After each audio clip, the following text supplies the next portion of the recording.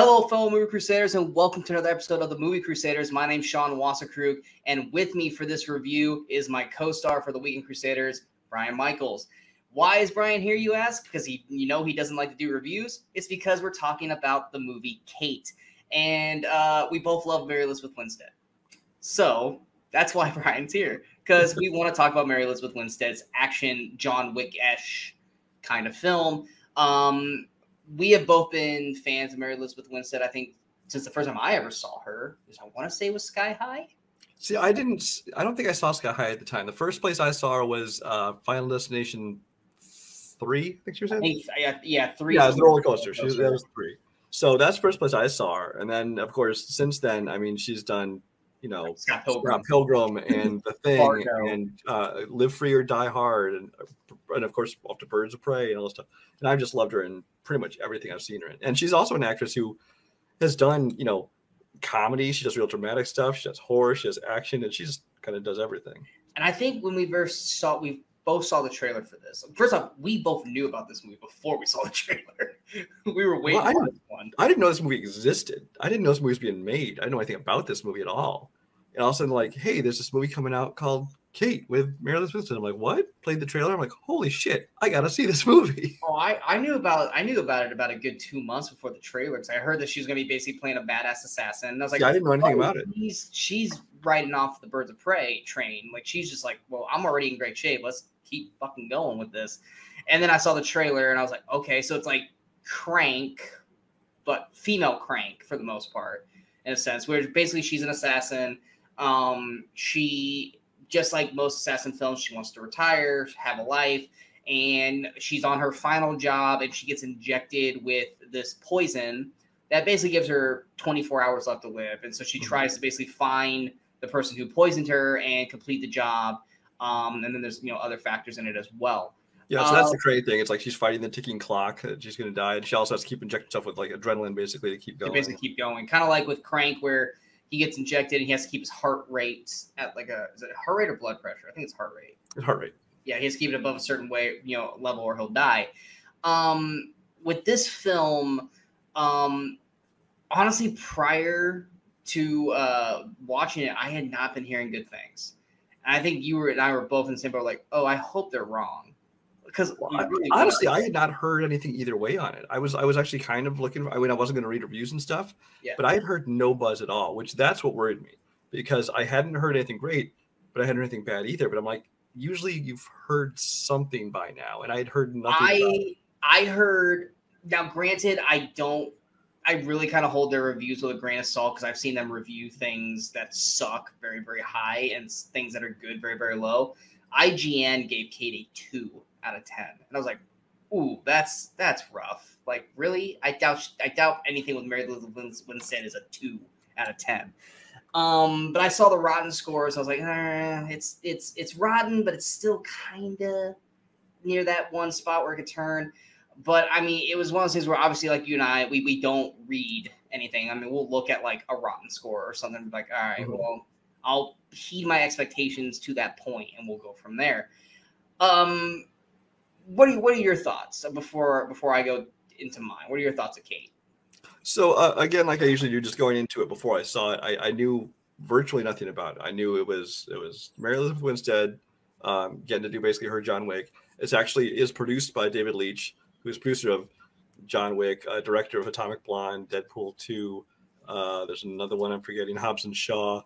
So I really love his style of action, and so clearly she was going to get to do that whole Atomic Blonde kind of thing. So I was really excited. Did he do or no? What's that? Did he do Jolt also or no?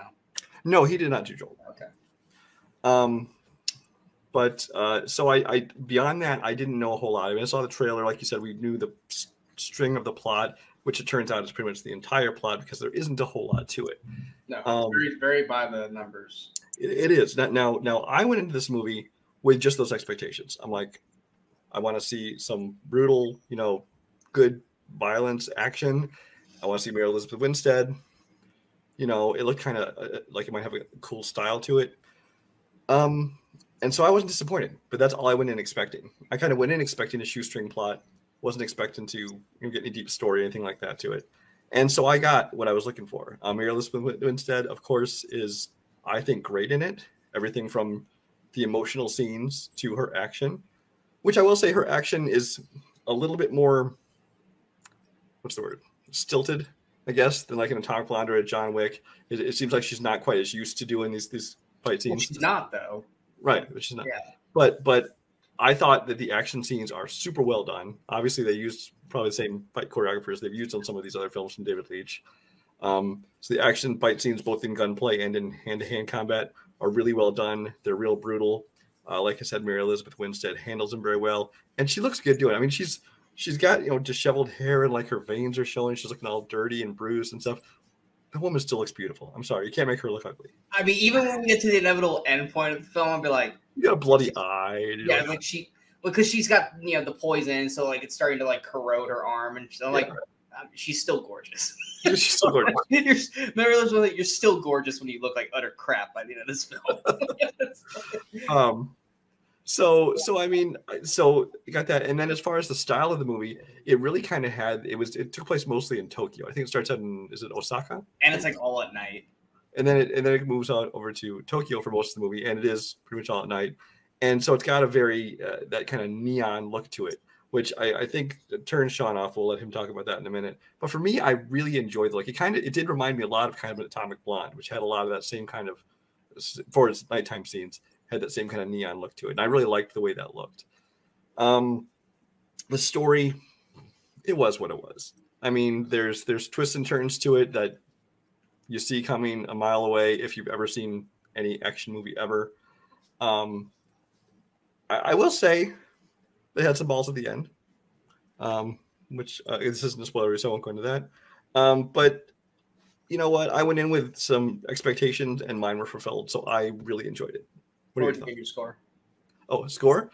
I ended up giving it 4 stars out of 5. So, you know, it's basically like an 80%. If I'm looking at it like as, you know, filmmaking story level, it's obviously going to be much lower.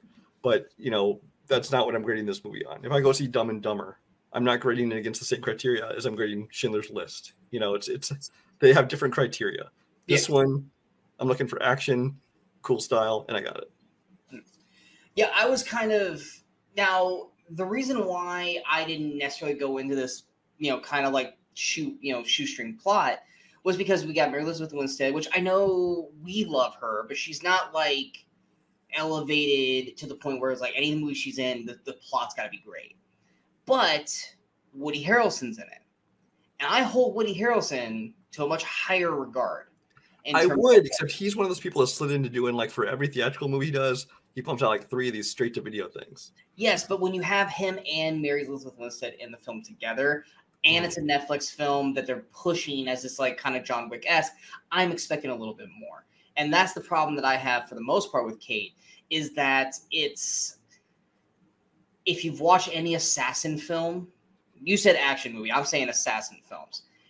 It is the same assassin film that we have seen over and over and over again. Every twist, every turn that you've seen in every assassin film before, you're going to get in this film. And you have the retirement that they don't want to let you retire. You have the young girl because, you know, somebody on a job with wrong, and now you feel for this little girl. Yeah, and then they end up having to kind of be the bodyguard protector of said kid. The organization or person that they work for, you know, is, you know, their best friend, and then something blah blah blah blah. The only difference in this one compared to those is that, you know, she's been poisoned. She's got basically 24 hours to kind of take care of things. And that's the only thing different. Other than that, it is paint by numbers, the exact same film we've seen before, but with Mary Elizabeth Winstead, who we love. I am going to agree with you. Mary Elizabeth Winstead kicks ass in this film. She's fantastic. She plays the action scenes incredibly well. They're believable for her. They're not over the top bombastic like we've gotten with like an Atomic Blonde with Charlize Theron and, you know, other films like that. Like you said, she handles the dramatic scenes well, the painful scenes. When she gets hurt, you feel the pain that she's feeling in the film. The action choreography is, and she gets her ass kicked. Oh, she gets effed up in this film. But she also F's a lot of people up in this. Absolutely, she does. There's the first scene in like that Japanese club. There's like her first where she first gets to really show off her skills. That was amazing. I love that. Oh, and I actually even like the fight in the apartment, against the one guy. Yes. And that was one thing I wasn't fully prepared for. That I was like, ooh, and nobody did a good job of this earlier in the year. Is they didn't shy away from the brutality of this film. There's literally there's certain parts where it's like when you're seeing someone fighting with a knife, they might like scratch a cheek or they'll like scratch the shoulder. No, this one's gonna they're inserting that knife into flesh, and you're going to watch that knife go in. I'm not saying where the knife goes, but there are certain parts I'm like, oh damn, I didn't think we were gonna get that close up shot. I'm watching the movie alone down in my basement, and I literally out loud sometimes like, oh shit. Yeah, there's a lot of oh shit moments in this film. Like there's the probably my favorite scene. Well, I think your scene is the club. You're talking about the one with the movie. The Japanese, like the white. Yes. Yeah. There's one kill she does.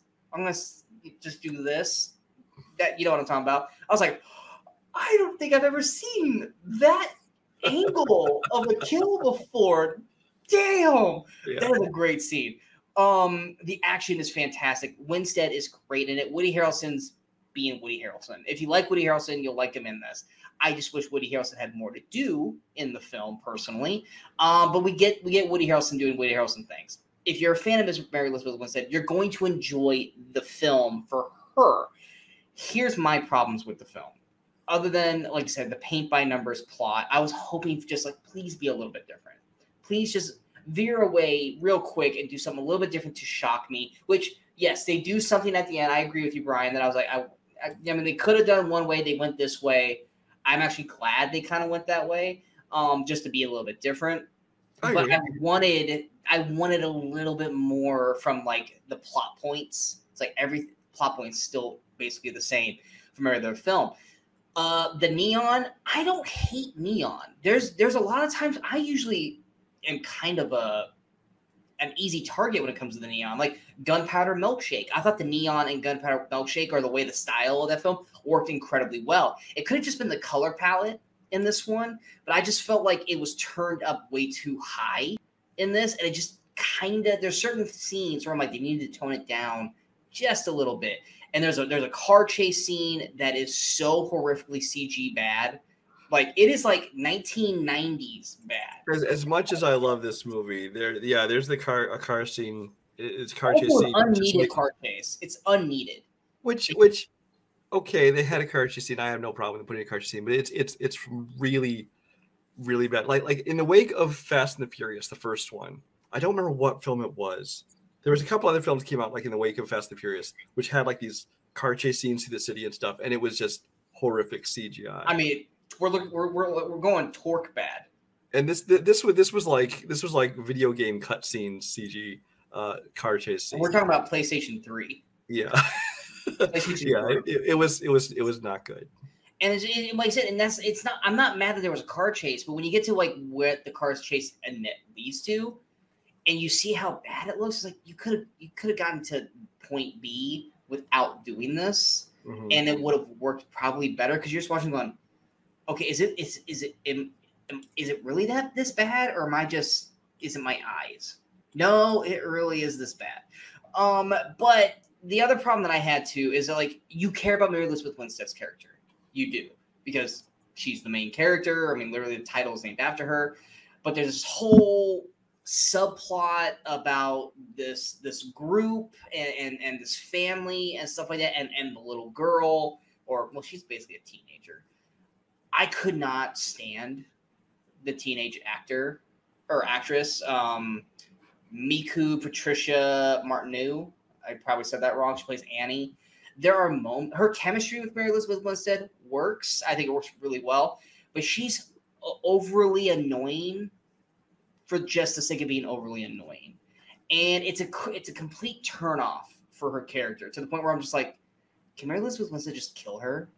Because I thought she reminded me totally of whatever her name was in Birds of Prey. I thought she reminded me exactly of the little girl. Girl, I'm not a fan of the girl in Birds of Prey.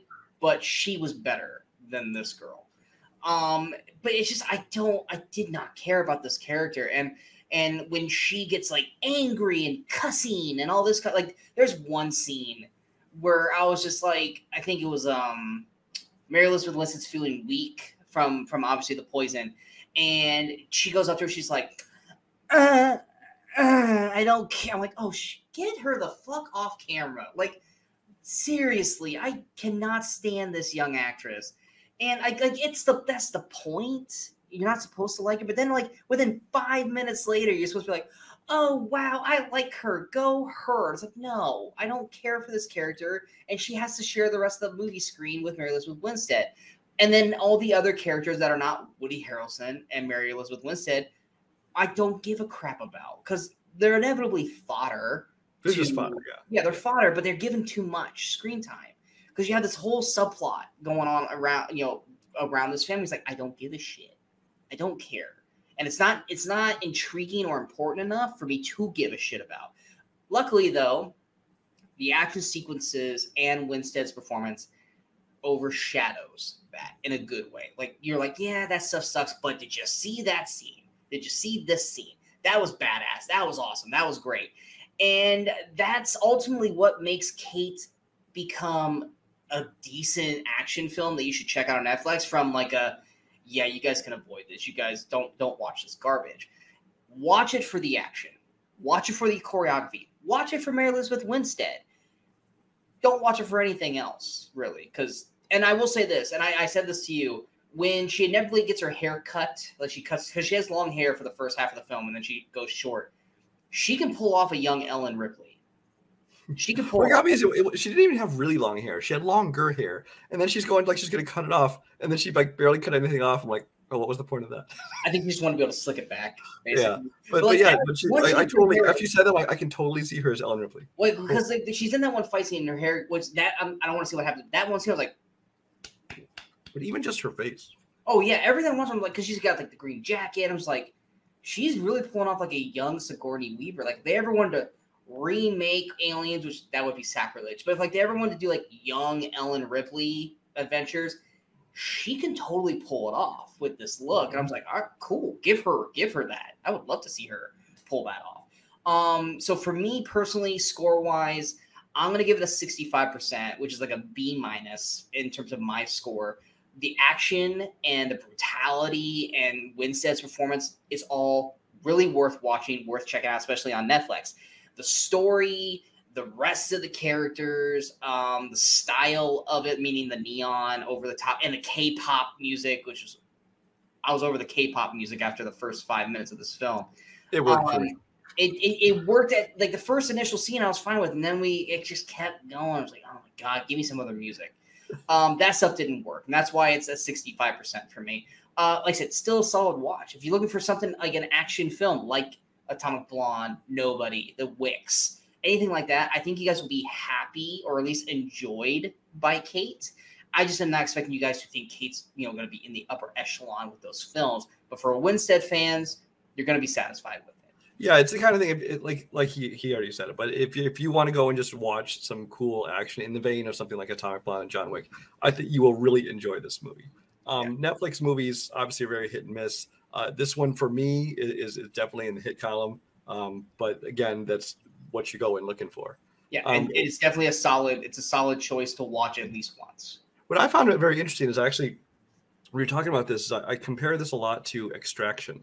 Which Extraction, another Netflix film, had some like awesome action scenes. Hands down, one of the best action scenes in the entire year that year. But it's got such a thin plot and nothing really, not a whole lot really happens in this movie. Yeah. But it's like so. But and then I found interesting that we actually had the same ratings for that. I gave that one 4 stars, just like I gave Kate, and you gave it 3.5, which is what you gave Kate. So I thought that was kind of interesting. Because I felt that the story in Extraction was stronger. Yeah. than Kate. That's why.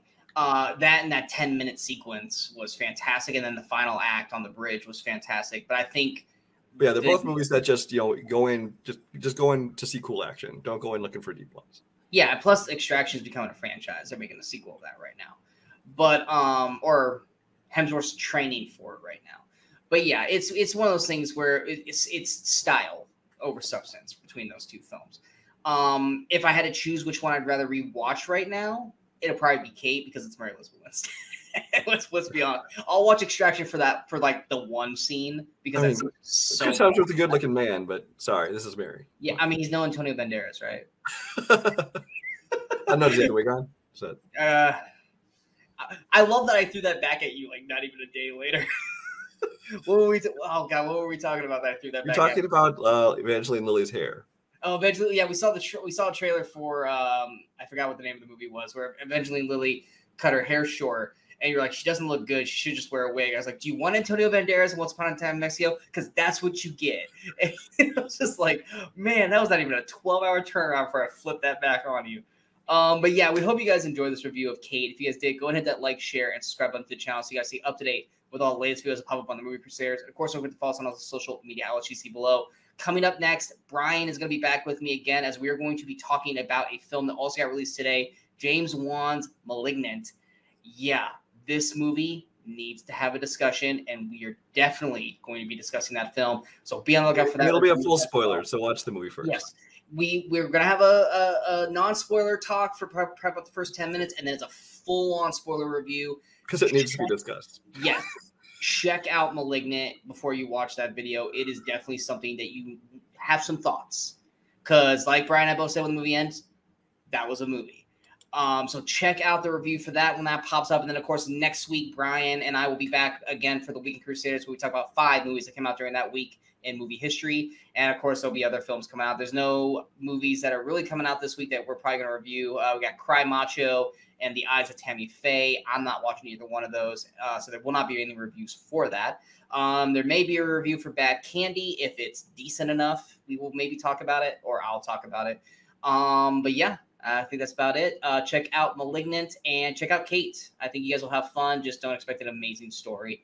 And until next time, in case we don't see you, good morning, good afternoon, and good night, Movie Crusaders. You're still here? It's over. Go home.